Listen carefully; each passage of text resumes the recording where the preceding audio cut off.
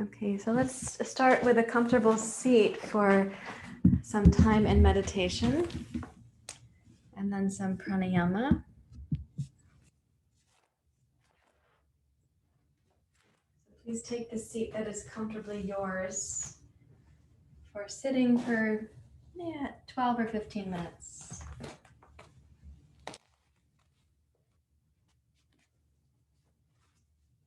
And thank you for being here.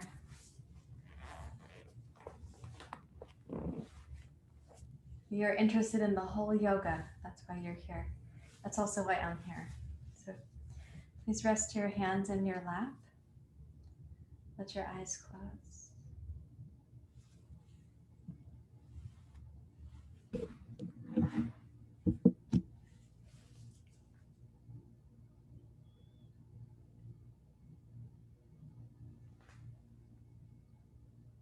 When you take your upright seat, try to imagine yourself as having both an internal structure and a subtle body inner structure. So if you can think about the bones of the body, so your two sitting bones, tailbone, pubic bones, and then you have your leg bones, however you happen to be sitting. So this is your base, as if this were a candle holder. You want it to be stable enough. And then upright from there is the bony structure of the spine, but also from the pelvic floor up through the inner body is what we call in yoga the central channel.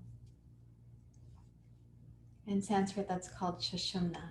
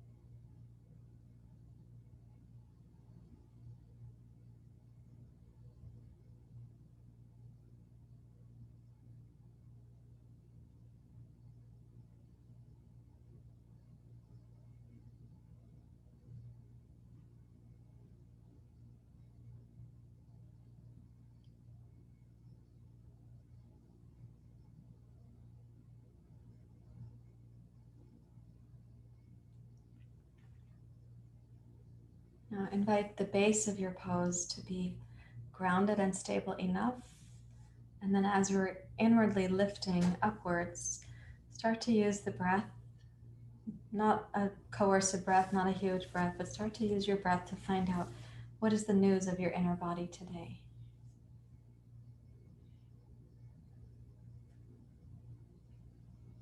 And remind yourself that sometimes that news is ever changing, ever fluctuating.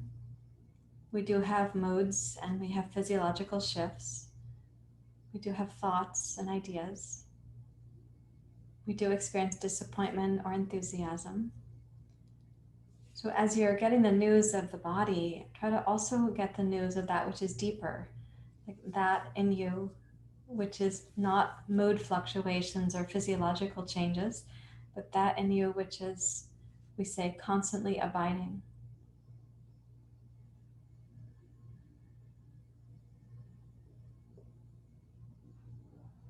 Sometimes people call that your deeper self.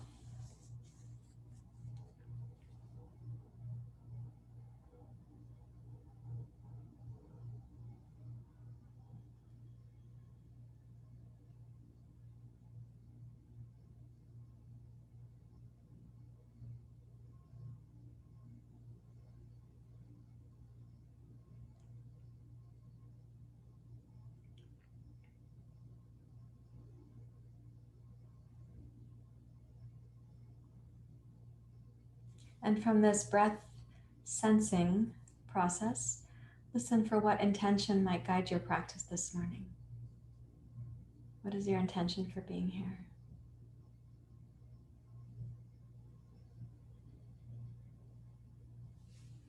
And then you can join your hands together at your heart.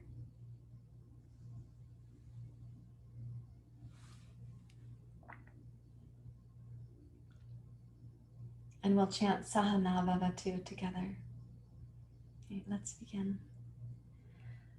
Om Sahana Vavatu Sahanao Bhunaktu Savidyam Karavavaye Tejasvinavaditamastu Ma Viveshavai. Om Sahana Vavatu Sahanao Bhunaktu Saviryam Karavavaye Tejasvinavaditamastu Ma Viveshavai. Om Sahana Vavatu Sahanao Bhunaktu Savidyam Karavavaye Tejasvinavaditamastu Ma Viveshavai. Om Shanti Shanti Shanti. Hari Om.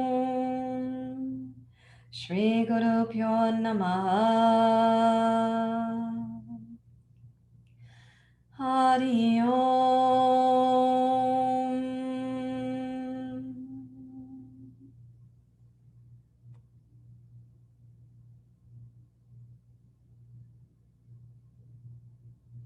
You may bow your head to your heart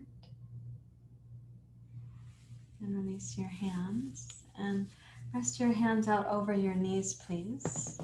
So we're going to do a little circle process where we take the torso clockwise and then counterclockwise or vice versa.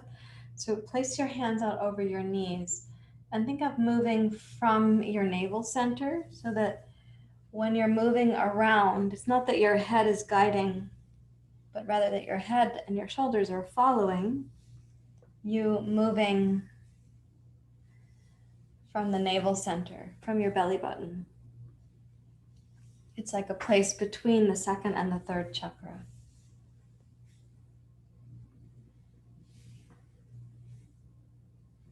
Now you might have a direction that you chose to go, whether that was what you'd call clockwise or counterclockwise. That might be your familiar direction. And then try going the other way and see if that feels same, or awkward, or different.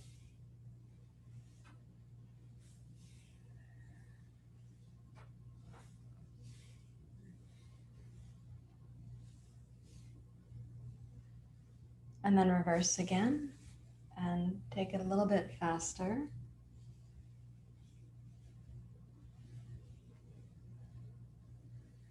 And start to move now more from the heart and take it a little bit slower. So that the heart center is the lead now. And when you come forward, think of like cow pose. When you're going back, think of cat pose.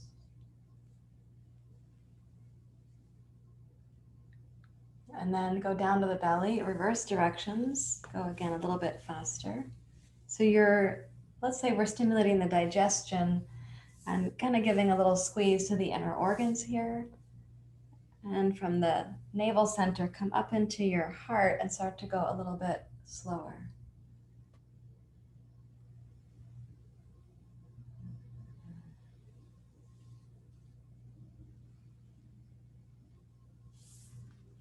And when you sense what your experience is here, notice a little bit of cat pose structurally and a little bit of cow pose.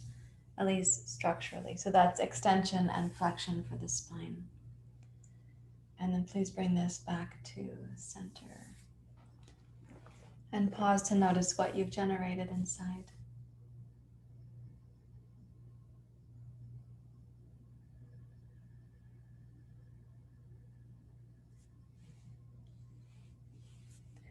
And please interlace your fingers.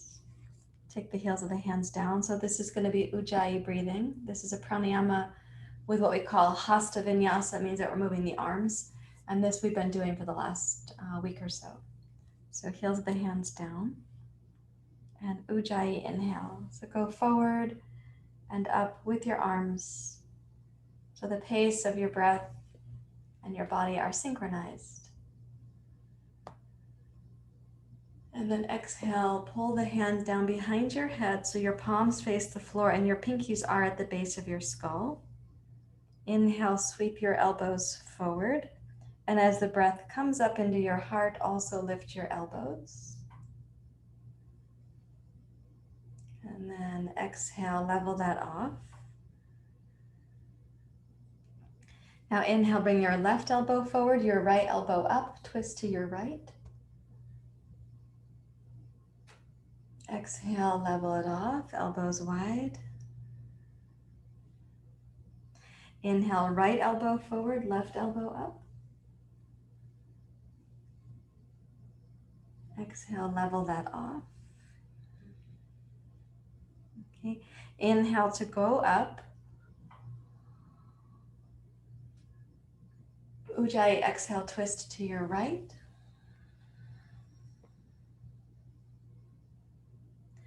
Ujjayi, inhale, go back up. And Ujjayi, exhale, twist to your left.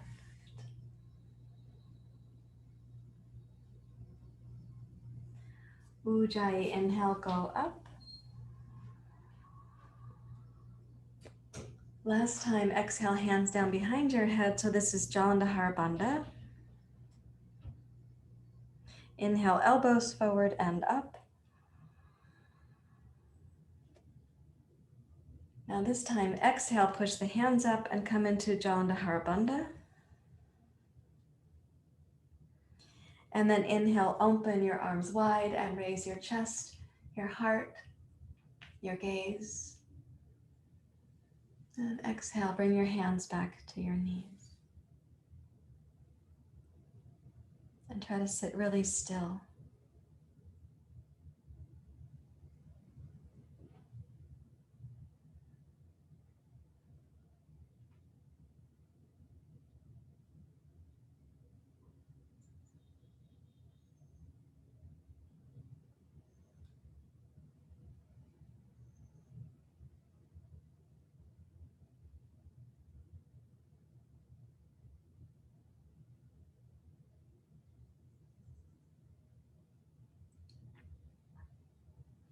You place one hand at the base of your skull, please, and one hand at the top of the sternum.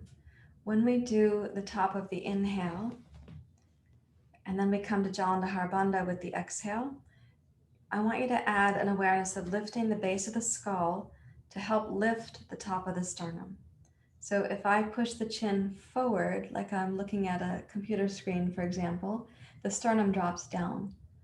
But if you lift the base of the skull up and back, eventually that's also going to lift the top of your sternum because of the muscular connection here, the sternocleidomastoid. So that's going to be a part of your Jalandhara Bandha. Okay, now bring your head down into that position, and we're going to start the inhale, Ujjayi inhale, to go upward, upward, upward, and we will be looking up at the top of the inhale. Then I'm going to ask you to suspend the inhale, but to make your head level. And then we will exhale and gaze down towards Jalandhara Bandha while the exhale is leaving out through the nose. So let's begin with the Ujjayi inhale, please.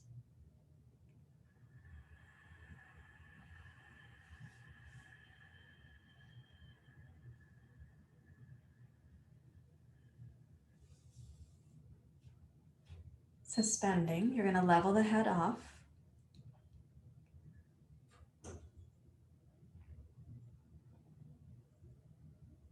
And then exhale, and Jalandhar Bandha remains.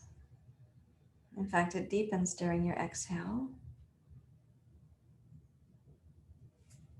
Okay, inhale, lower, middle, upper. You will be raising your head.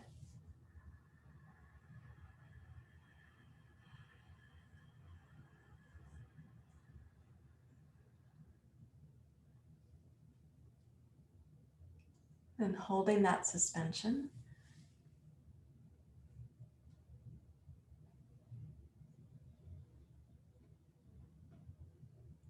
Exhale and deepen the Jalandhar Bandha.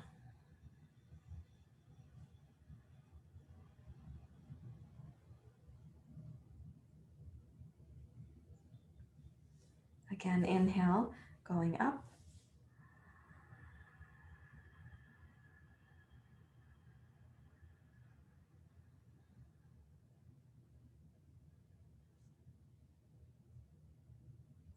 And sustaining the suspension, bring your head to level.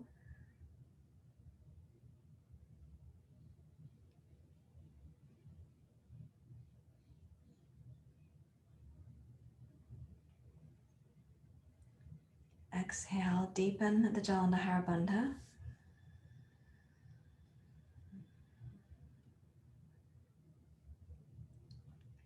Last one now.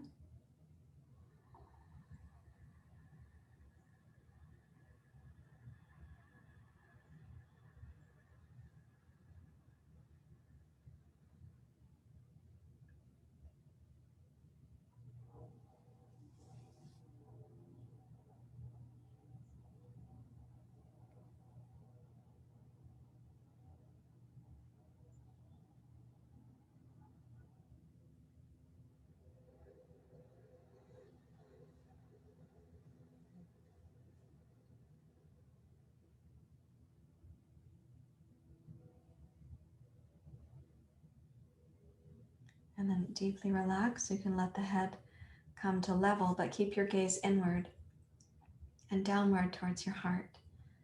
And imagine again, not all of the fluctuations of your mood or your body, but that which is in you, constantly abiding.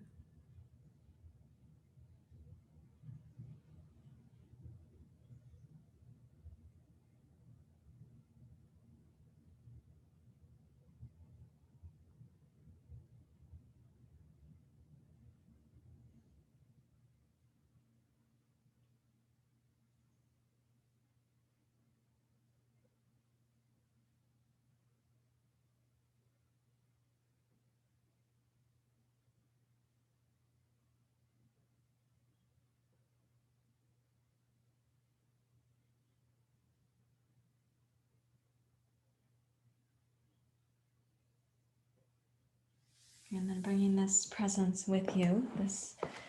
During our yoga practice, we of course get to see many changes in our sensations, breath, body, all of these things. But we are also wanting to discover that which is not the ever-changing, but that which is the constantly abiding. Okay, so I'm going to ask you to take a yoga strap, and you'll make the strap the loop that is going to be your size.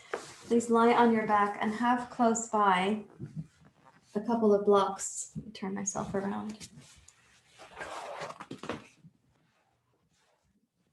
So you'll need to have a couple blocks nearby. We will definitely use one. You might use two. So let's take the right foot up in the strap, please. Stretch your left leg straight out on the floor. When you take the right foot up, go ahead and put the mound of the toes on the strap, and in the loop, put your right hand between your shin and the loop, and then come into the loop from there and wrap your hand. So you're basically holding the strap with your wrist rather than trying to clutch it with your fingers. And press your right leg up straight, left leg out straight. And if your right leg doesn't straighten because your hamstrings are talking with you, that's understandable. Just press upwards towards your right foot to the best of your ability. Now let's use the Ujjayi breath here, but we're not going to be moving the head and we won't have any suspensions. So the inhale, you just think of it as coming up the front of the spine. Exhale, also coming up the front of the spine.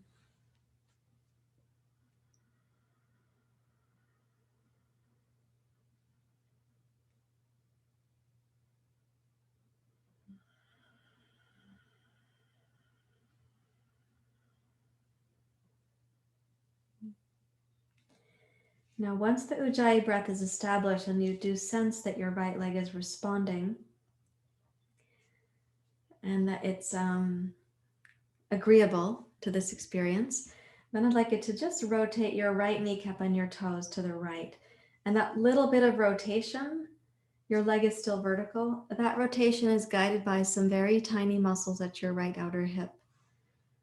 So keep your Ujjayi breathing to help support the small muscle groups, to guide the larger muscle groups, to move your limbs.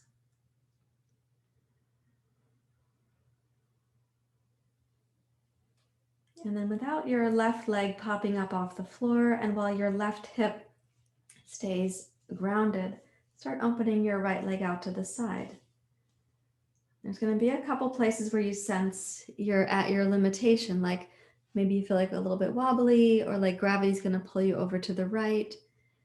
You might feel like clutching the floor on the left side. Notice when those things occur. I'm going to give you a little experiment to do here in a moment. And start bringing your right leg back up to center. Noticing where you start to feel more grounded with both hips and more grounded. And the place that that happens, that's going to be an indicator for you.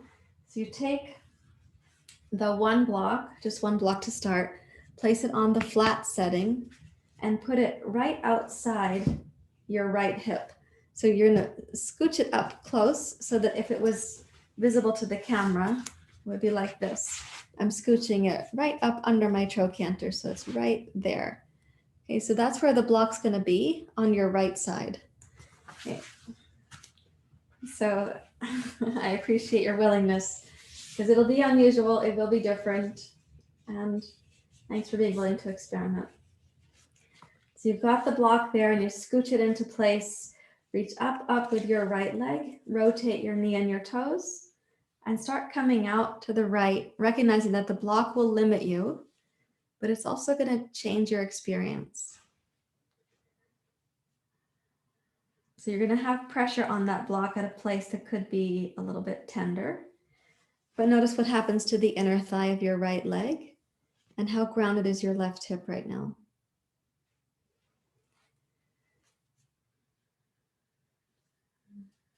Now where the block is touching the back of your thigh bone, some of that is the muscles that we're talking about when we say, oh, rotate your knee and your toes to the right. So with your Ujjayi breath, I'm going to ask you to try to squeeze those muscles into your right hip during the inhale.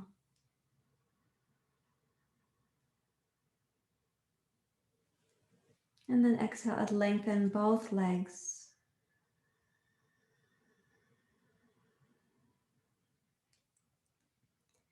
And inhale and give a little squeeze to your right outer hip muscle.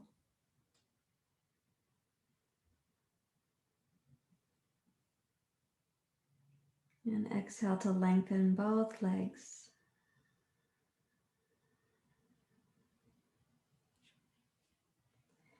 Now holding your strap thoughtfully, bring your right leg back up to center. And then bend your right knee and take your right foot with your left hand, please. You can rest your right hand on your right knee. I'd like the block to still be there, so if it got a little bit displaced, you can consider that. Scooch it back in. And then try opening your right knee past your right shoulder to the right. So you are against the block right now.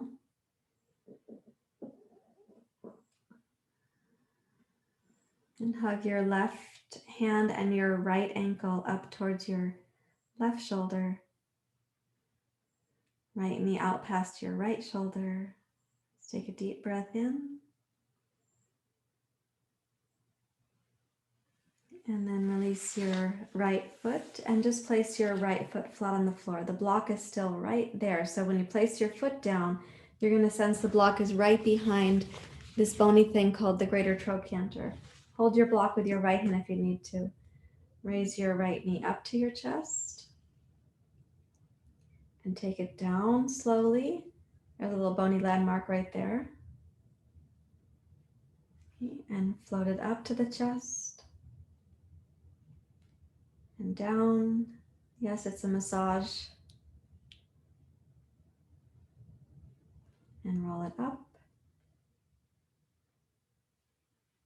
And one more time, roll your right foot back down.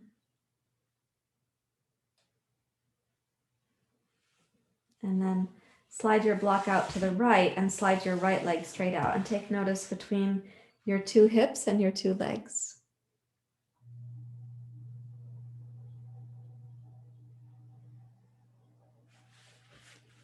Bring your block over to the other side. Okay, let's just take the left foot up at first, so we're not going to use the block right away. Your right leg might still be tingling, or it might be getting a little bit warmer. That's all fine.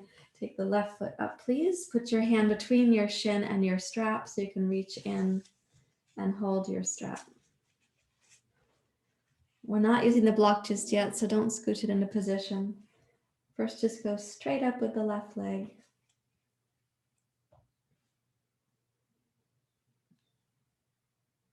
Come into your Ujjayi breath and an attitude of willingness or playfulness.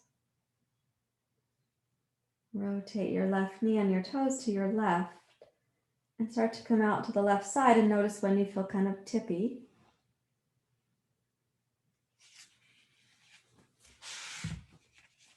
So you get a chance to run the experiment first time through, going without the block. That little bit of tip that you might notice, it's because there's an imbalance somewhere, like the left inner thigh is tight-ish and your right hip starts to pull up off the floor. Or it could be the way that your left thigh bone sits in your left hip socket. You take it out to the side and it starts to tip the entire ilium, the whole structure of your pelvis. So come back up to center, reach for your block. We're going to address that bony part right now. So you're going to slide the block under the outside of your left thigh, right there, and holding your strap. Reach up with your left leg. Rotate your toes out to the left and come slowly down.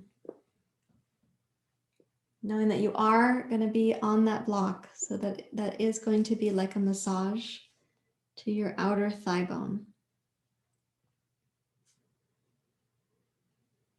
And it will likely change how you experience both your left inner thigh and your right hip. Yeah.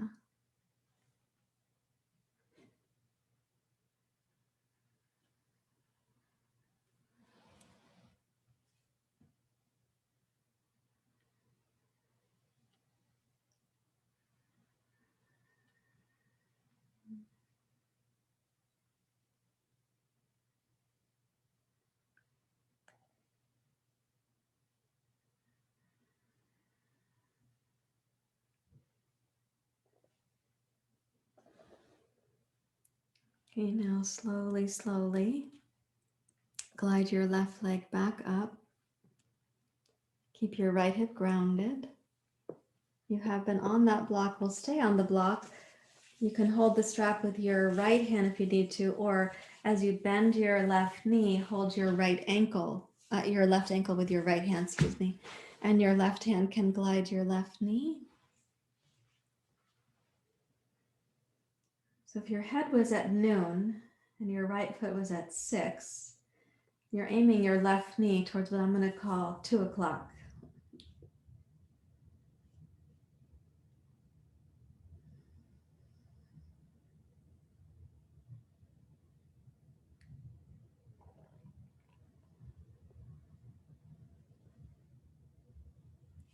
Okay, and then let's take the left foot slowly back down to the floor and try to keep the block there. So you're going to feel you're going across the backside of the thigh bone, and we'll do it about 3 or 4 times. So you glide up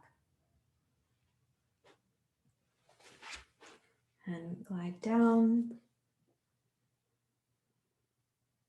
Hopefully you have foam or cork block and not one of those wooden blocks from the 80s and 90s that we used to use where they were very sharp edges and they were very dense.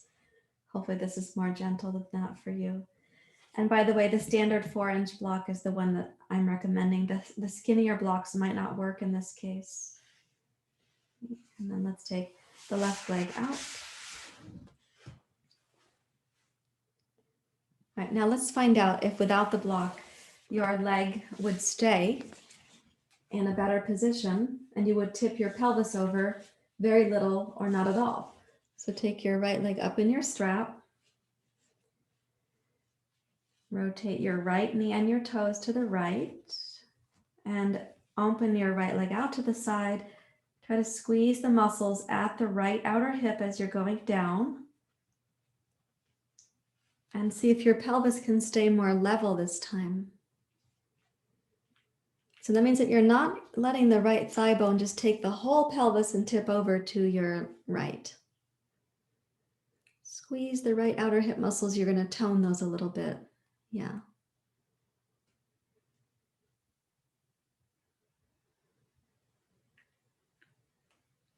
And then gliding back up. Nice job with that.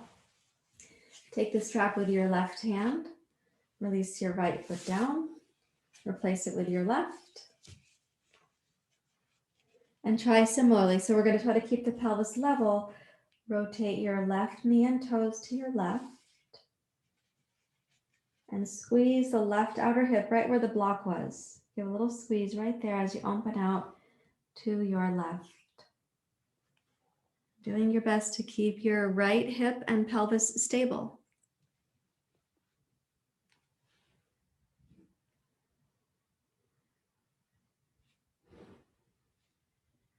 And keeping the left outer hip a little squeeze is going to stabilize your pelvis because it's helping to situate your left thigh bone in the hip socket. But also being honest with yourself about the shape of your hip joints. Bring your left leg up, please. The shape of your hip joints and the shape of your thigh bones, because it is different person to person. And let's take the legs out and pretend the feet are like tiny opposing windshield wipers and just give them a little rock.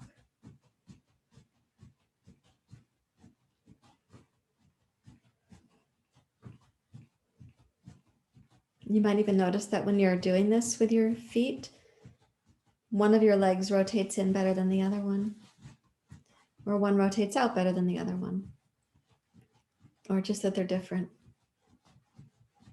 Okay, and then bring that rocking to a close.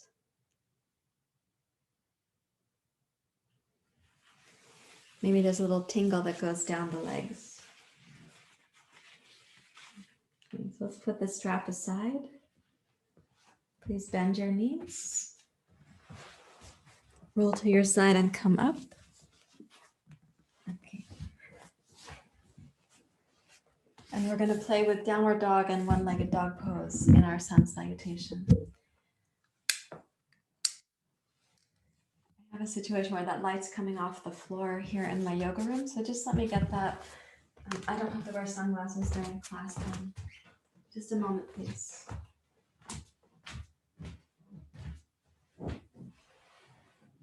There we go. It won't block the light coming in from the window, but it will block what's coming off the floor up into my face. So that is better. Okay, so we're going to take both blocks and get ready for table pose, downward dog pose, and so on. So when you place your hands on the blocks, let's turn the fingers out and put your thumbs on the inside. And in this plank pose, keep your left knee grounded and just take your right foot and step it backwards, straight back. Curl the toes under, so that's like one-footed plank pose. Okay, let's breathe in the Ujjayi breath, please. And then tone your right inner thigh and pick your left knee up off the floor as well as your left foot and glide your left toes back to meet your right in plank pose. Press into your left big toe, tone your left inner thigh, and float your right knee so it hovers and right foot hovers down towards the floor. And then place your right shin down. Now strengthen your left big toe, left inner thigh, and hover your right shin up. Step back to plank. Tone your right big toe, right inner thigh. Bend your left knee and let it hover from the floor. Also let the left foot hover. Touch your left shin down. You tone your right big toe, right inner thigh. Float your left shin up and glide your left foot back to plank. And do it one more side with the other leg, noticing how you're using your abdominal muscles, but also, of course, your upper chest and upper body strength. Touch the right shin down, left shin down. This is just table pose. Now come into cow. So the belly muscles you were just using, you're going to lengthen here in cow pose. Lift your sitting bones, take the tailbone back, bring your heart and your collarbones forward. Okay, let's breathe in, curl your toes under, and then lift up and back to downward dog, balancing your sort of cat pose and cow pose spine.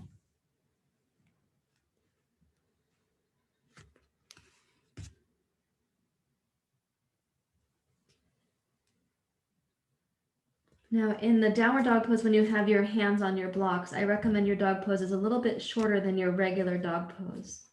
And as you press into both hands and both blocks, bring your left knee to your chest in downward dog pose, pick up your left foot. And then start reaching up through your left heel towards the wall behind you. It's called Ekapada Adho Mukha Svanasana, one-legged dog pose. Okay, breathe in deeply. And then exhale, roll yourself forward to come really slowly into plank pose so that your left foot is not going to reach the floor until you're almost in plank pose. And then glide back, downward facing dog. Now keeping your left foot grounded, bend your right knee and bring it up towards your chest. Pick up your right foot. And start reaching up through your right heel, taking it up and up into one-legged dog pose.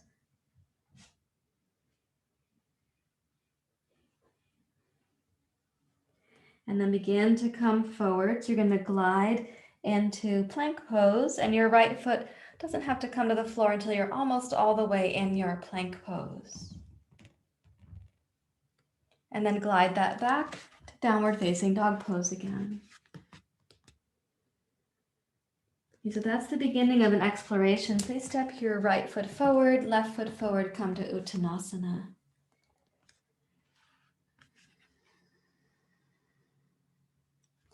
Shift your hands to your hips and rise up to standing. Okay, now Surya Namaskar with this one-legged dog pose. We're going to play with that. Bring your hands together at your heart. And remind yourself that even if you're having the fluctuations, the Vrttis, the fluctuations of your mind or your mood or your body, you cannot be summarized in those fluctuations. That which you are cannot be diminished down to one mood or one fluctuation. That which you are is much more deeply abiding.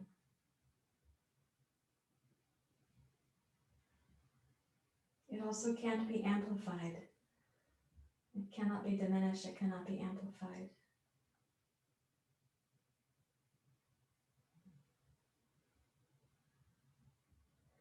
So please energize your feet and your legs, and let's begin Ujjayi inhale, arms up.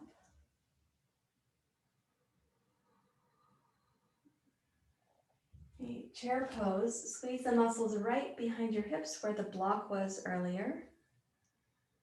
So those muscles stay toned when you come down to chair pose. Inhale, rise up, Urdhva Hastasana. Tone the outer hip muscles and your inner thighs and the deep low belly.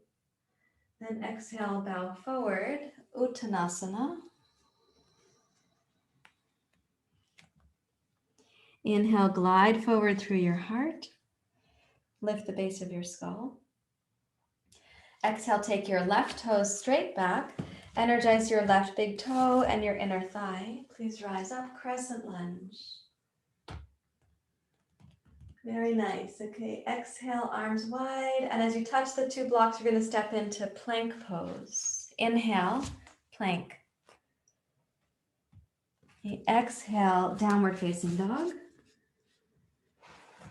Inhale, raise your left leg high. Exhale, left foot forward between your blocks. Inhale to rise, crescent lunge. You keep the right inner thigh strong. As you exhale, glide down. You'll complete the exhale, and then we'll inhale to plank pose. Exhale, downward facing dog pose. Inhale, raise your right leg behind you. Exhale, right foot forward. Inhale to rise. Tone the right outer hip where the block was before. Exhale, keep your left leg strong, toned. Inhale, plank pose. Exhale, downward facing dog pose. Inhale, raise your left leg.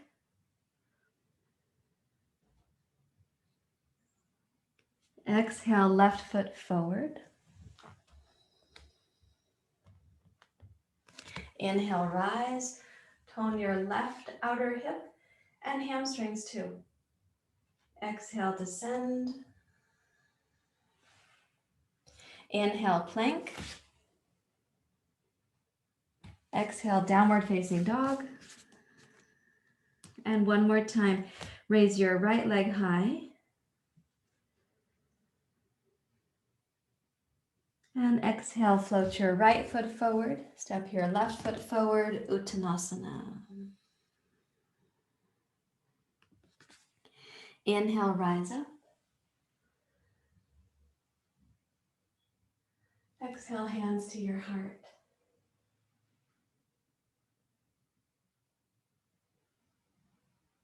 Deeply relax your mind, your outer body.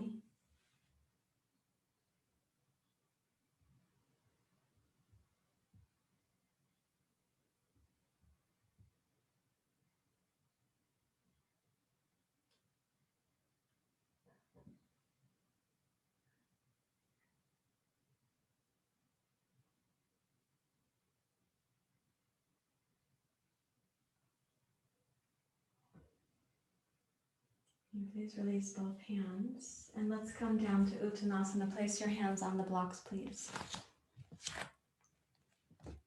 And then take a big step back with your left foot. Touch your left knee down to the floor. So this is the beginning of Anjaneyasana. And I'm going to ask you to do something different with the pose this morning. Put both blocks on the inside. And then walk heel toe out to the right until your right foot is pointing. So if this is noon, and if this is 3 o'clock over here, your right foot is somewhere near to 1:30. Let's keep the hips facing forward.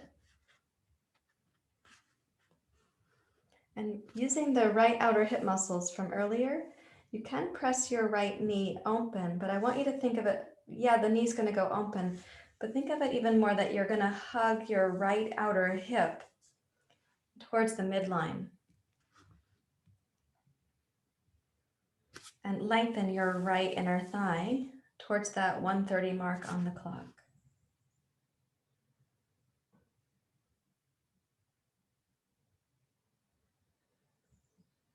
So keeping a sense of that, use the Ujjayi breath so that you're able to be consistent with the action.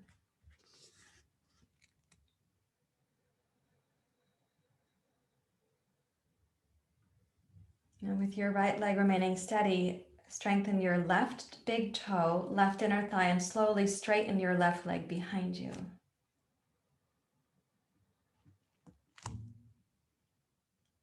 So we need the right big toe, right inner heel, pinky toe, outer heel, the outer right hip. And then tone your left inner thigh, reach back into your left big toe, mound of the big toe.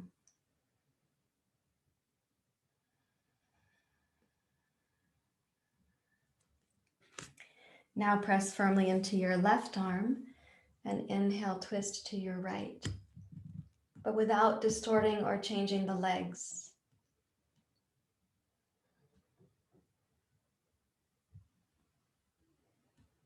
And then exhale, come slowly down.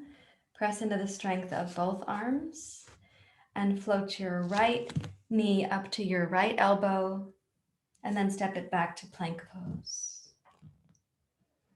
Okay, downward facing dog. You can be strategic and squiggle your blocks to the proper place on your mat. And now left foot forward, please. Touch your right knee down.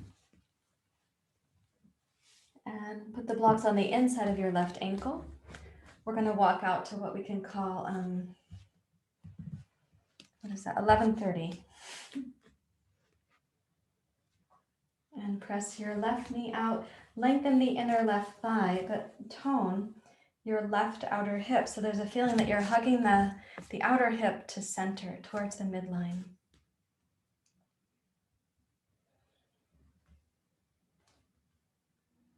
It is okay for your hips to be coming forward. This is Anjaneyasana, just with a slight variation.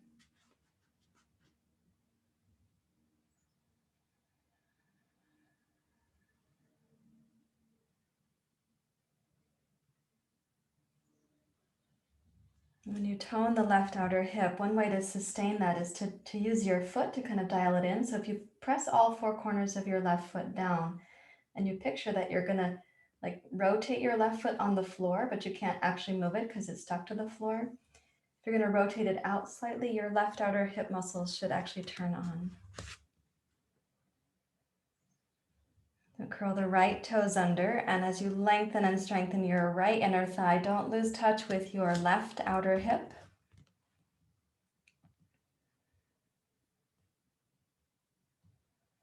And keeping everything steady, then begin to twist open to your left.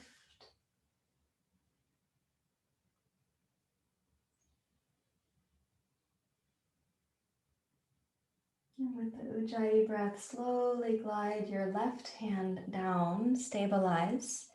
Now we're going to go to one-legged plank pose again, and your left knee is going to bend so your left foot comes under your pelvis. And then step back to plank pose and let that become downward facing dog pose.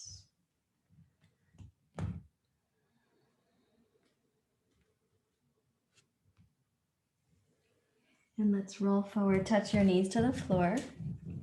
Use one block and come into child's pose for a few moments. You can turn your palms face up and rest your elbows near to your knees.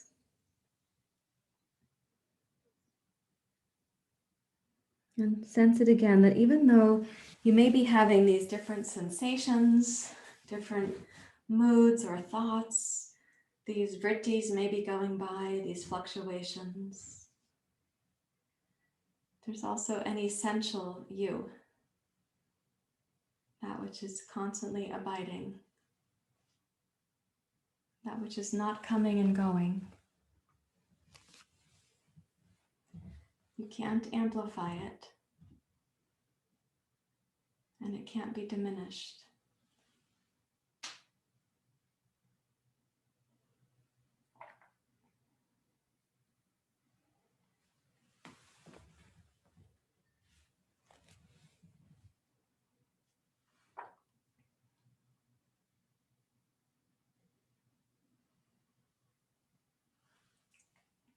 Can you please walk your hands back towards your knees? And then take the 2 blocks to have them like a little triangle bench to sit on right here. They can either be separated a little bit. Some of you are going to separate them farther, but you're going to sit in Baddha Konasana. And I do have a tennis ball right here in my hand. I'll show you what that's for in a few moments. Okay, Baddha Konasana. So let me back myself up because I'm actually sitting right in that light beam. I don't want to wear extremely dark concussion glasses during class. I won't be able to see you at all. Okay, so soles of the feet together in Baddha Konasana. On the 2 blocks, that means that you are resting your bones on the blocks right now. But like the sitting bones and the tailbone are not touching the blocks. You're on that spot where your greater trochanter, the outer thigh bone, is resting on the front beveled edge of the block. So roll yourself forward and try to lengthen out through your inner thighs as if each inner thigh was like a telescope and you're opening that telescope out to the horizons.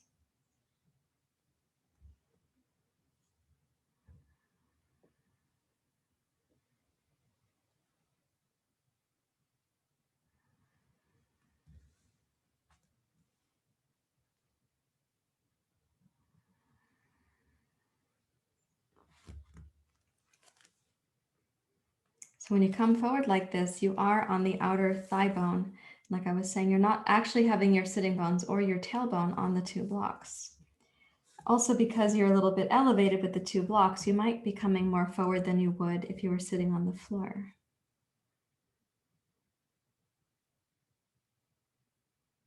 So again, press out through your inner thighs and give a little squeeze to those outer hip muscles, right where the block is touching.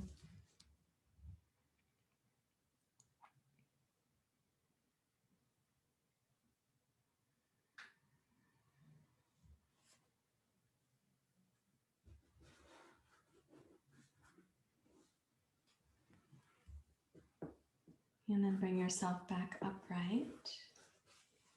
And I'm going to ask you to lean onto your right block and take a tennis ball if you have one and place it on the left block. So you're going to be sitting on the tennis ball on that outer thigh bone.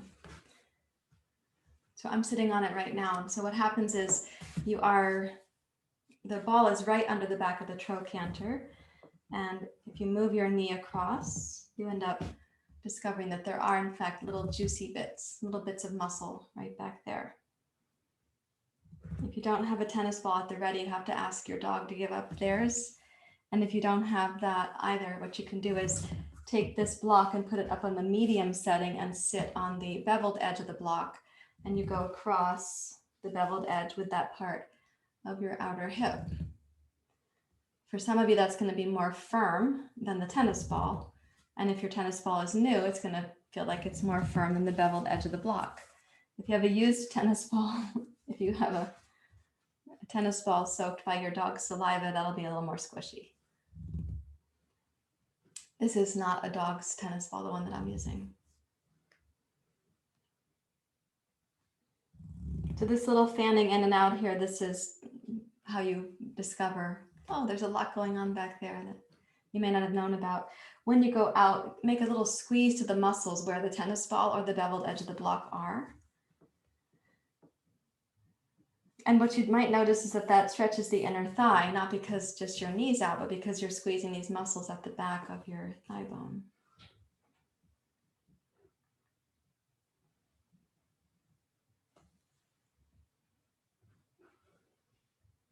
Okay, and then bring that one back up and sit in Baddha Konasana.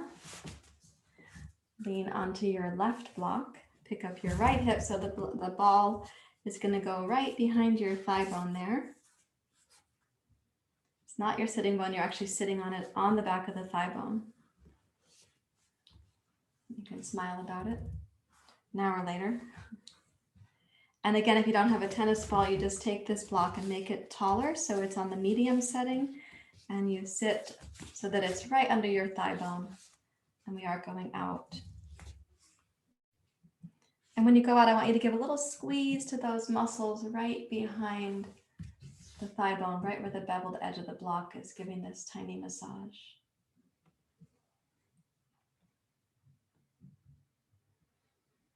That bit of outward pressure from those muscles it sends a message. There's a neurological message that you're sending from your abductor to your adductor.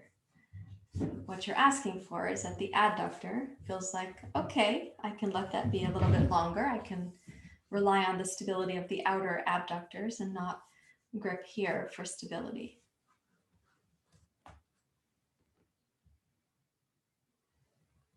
Okay, one more time, going out.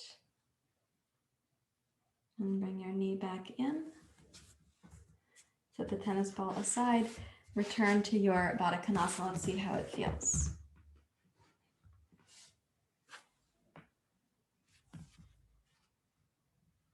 Press out with your legs like telescopes going out to the left and the right.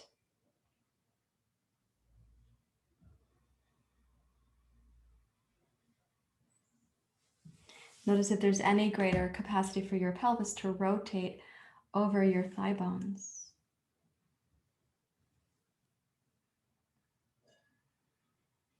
And then one more time, squeeze those outer hip muscles. So rather than sort of pushing down with your hands on your knees, you tone the outer hip muscles and ask, maybe the knees will go a little bit wider, left and right. Maybe they won't, but you'll have a different experience of the basket of pelvic muscles. You bring yourself back upright, please. Let's release these two blocks. And please lie on your back with your knees bent and your feet hip distance apart. And I'm going to lie down again where I'm not facing that sunbeam.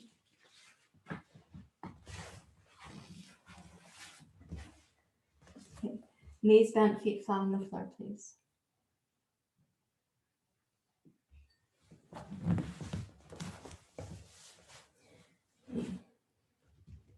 And let's do the feet hip distance apart also.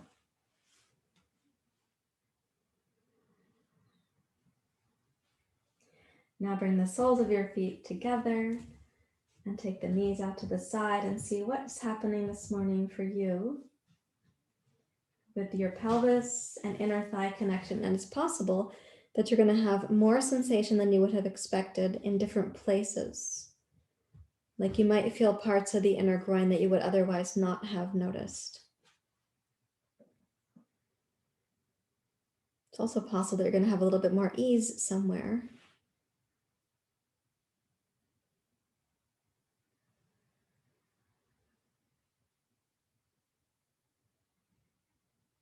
Okay, so please roll your knees up to center now and place your feet so they're flat on the floor. Cross your right ankle over your left knee and press your right knee open and walk your left leg out. So what's going to happen, let me make a little clarification. Press your lumbar spine down towards the floor so that when you're walking your right knee and your left foot out, you actually discover where is the place that you can go to where your lumbar spine doesn't poke up off the floor, just for now, for this one this morning. Press your right knee open, open. I know that for some of you to keep your lumbar spine down is quite an effort. So one little trick you can do is to put your head on a Flintstones pillow. That's what I call that. So that your head is in flexion and you can take the lumbar spine down at the base of the belly more firmly towards the floor. The reason that we're stabilizing the pelvis in this position is to get an honest experience of what you can open here at the right inner thigh. If you let the back arch, you will disguise the outcome of what you're doing, or your pelvis will tip to the right. You'll be kind of cattywampus.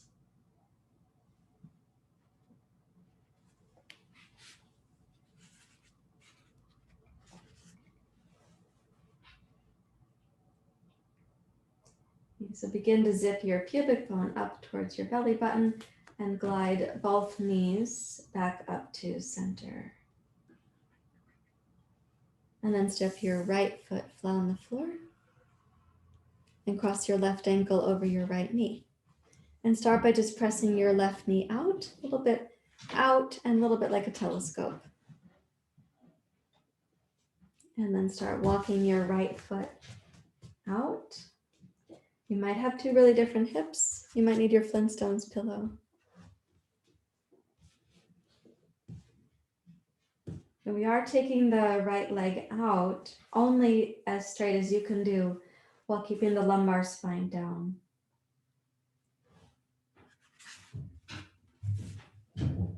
A Flintstones pillow is your friend because it puts your head into flexion, helps you to put the lumbar spine into subflexion.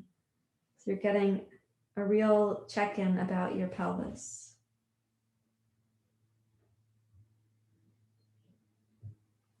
You might also be realizing how much abdominal tone is required to not let your pelvis tip here.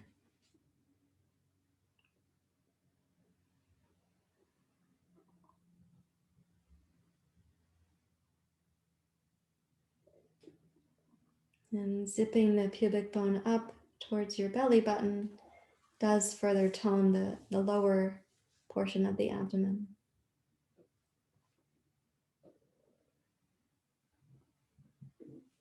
Let's glide the legs back up to center. And take your left foot flat to the floor. And notice how things are feeling.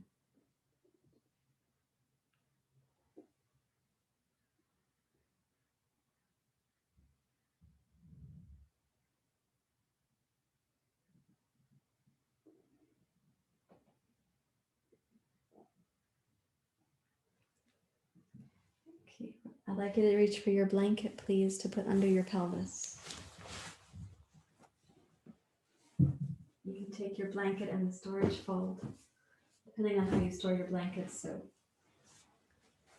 I should say you can place it in the storage fold that I'm using, so it's folded once, like that. Cross your right ankle over your left knee and pick up your left knee. Putting the blanket under your hips like this means that you've got an easier time bringing your pelvis into flexion and less likely to tip your hips to your right.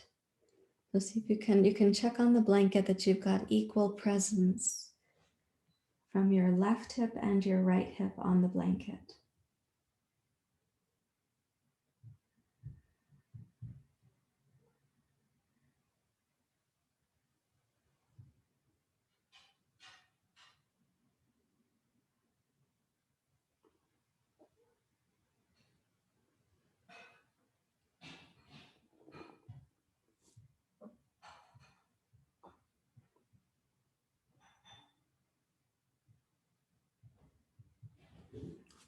Keeping this, let your attention go in to your right hip joint. Just gently the breath and your mind going down to explore what's alive in your right hip joint just now.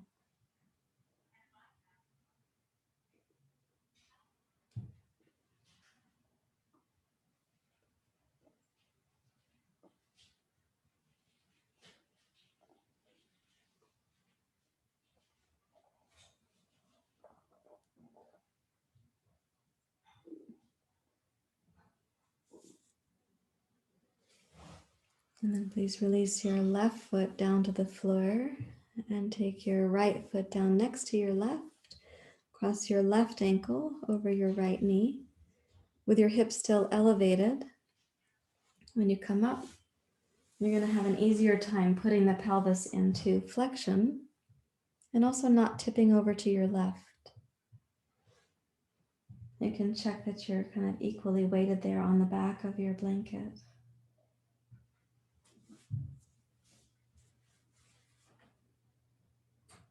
And let your mind come down into your left hip. And even though you might be having strong sensations or fluctuating sensations, remind yourself that you aren't the sum total of one sensation. These are the experiences that are arising and passing. And they deserve our respect and curiosity. We should not collapse ourselves down into one sensation, as if that could sum us up. The sum total cannot be there in that one sensation.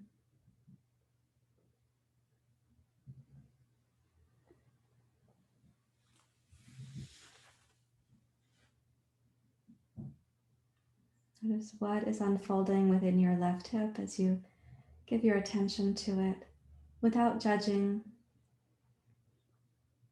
without either over-identifying or dissociating from it.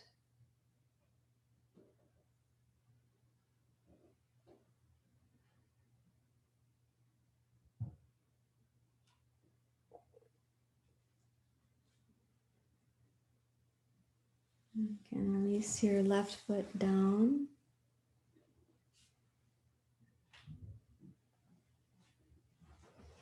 Press into your heels, lift the hips. Okay, and so for this morning, for resting, let's do this. Take this blanket, please, and curl it to go under your knees. You can roll it.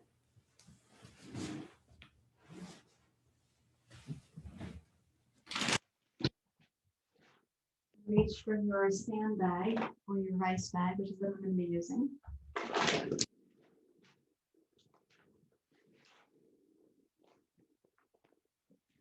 We place that weight across the top of the thighs, the base of the pelvis.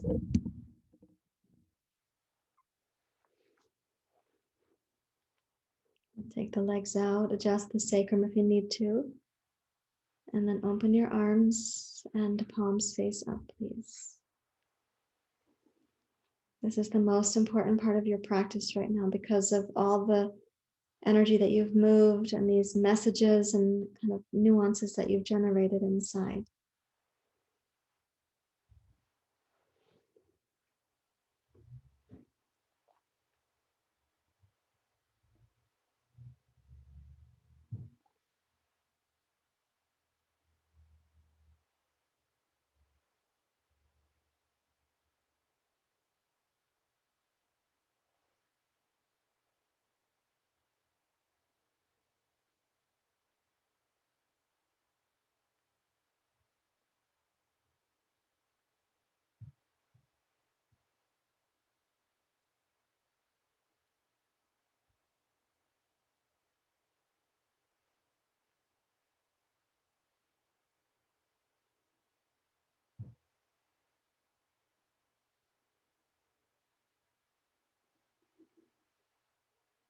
You may notice the sensations of your body going from activity into stillness.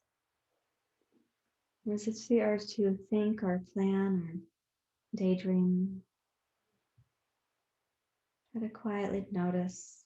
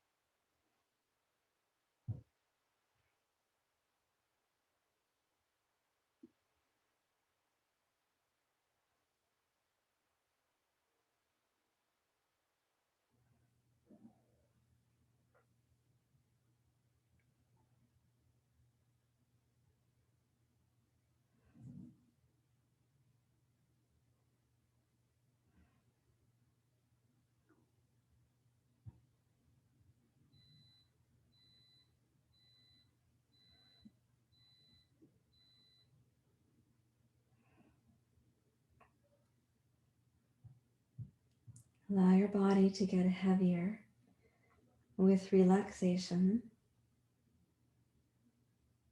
So the inner magic is happening.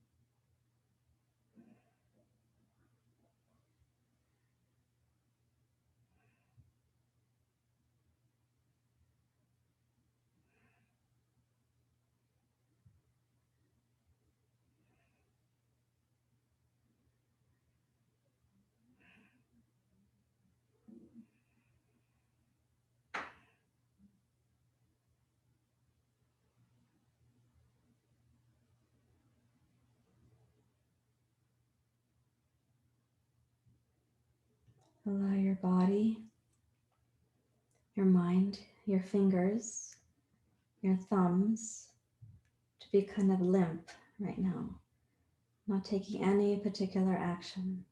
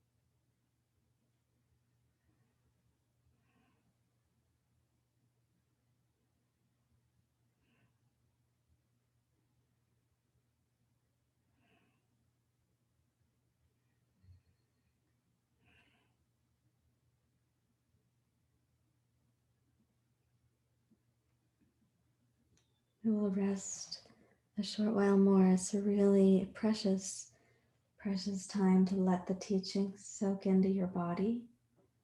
So allow your fingers and your mind and your thoughts to be limp, deeply relaxed.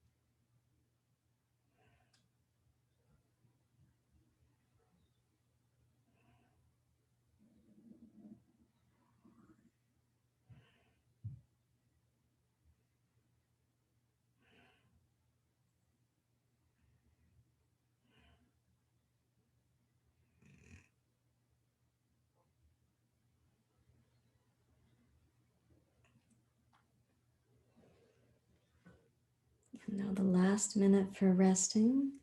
Allow this last period to be a little bit more lucid.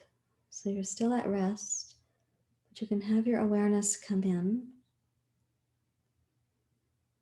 and notice the feeling tones in your body. Remove the sandbag or the rice bag.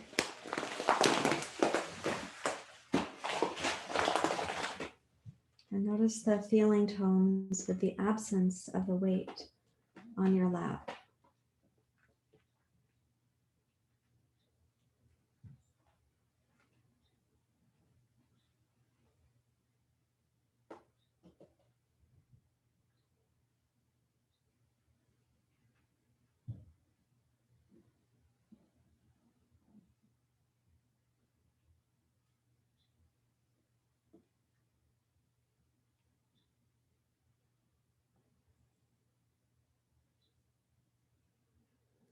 Even see if you can notice the circulation that's going down your legs right now. So you're aware of this. There is always a pulsation, an ever flowing, ever unfolding thing. And then there's this deeper, abiding suchness that we are.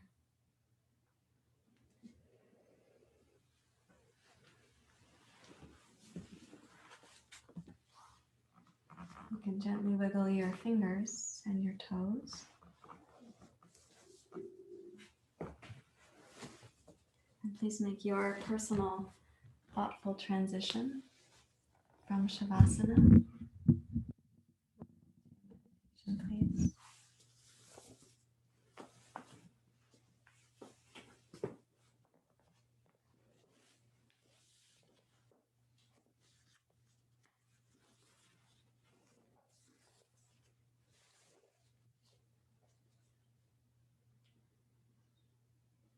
It's possible that your meditation seat will feel like it's been a little bit remodeled by the work that we have done with your pelvis.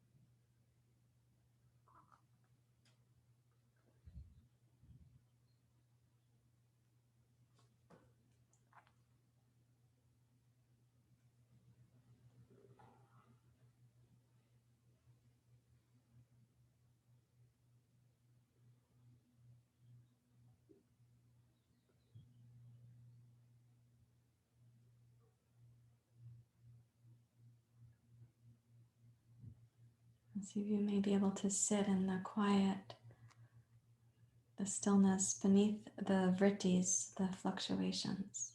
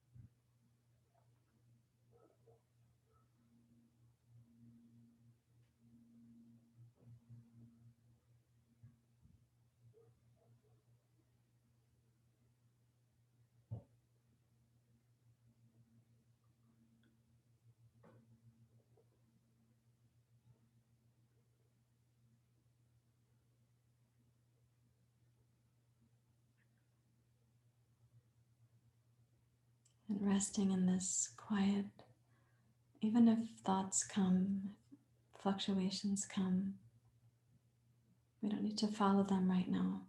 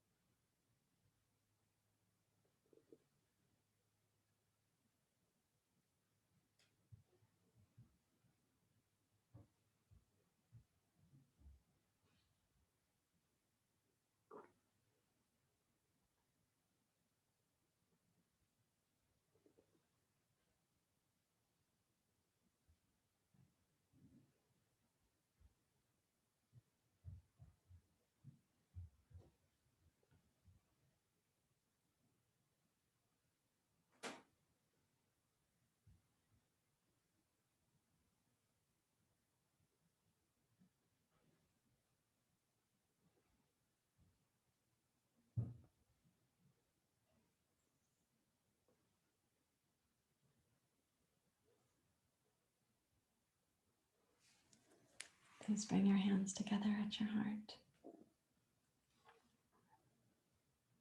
We've had this great blessing to come together and practice. And we know that not everyone has this opportunity nor this inclination. But as yoga helps us to see that which is abiding in us, it is also showing us that which is abiding in everyone and everything.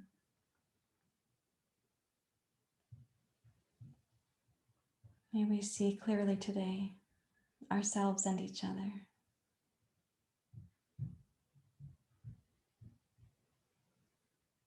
Thank you very much, everyone. Namaste.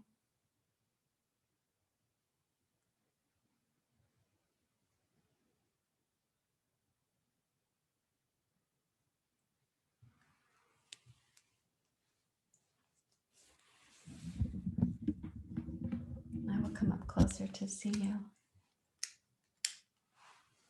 I think the light beams they have moved in the sky.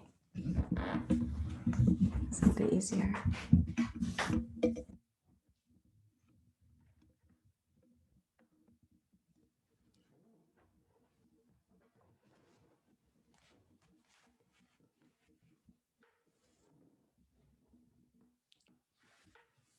Hi, Vrttis.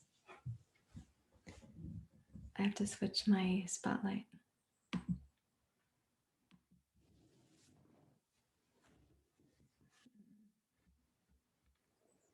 How are you feeling? Thank you for your chats. Yeah.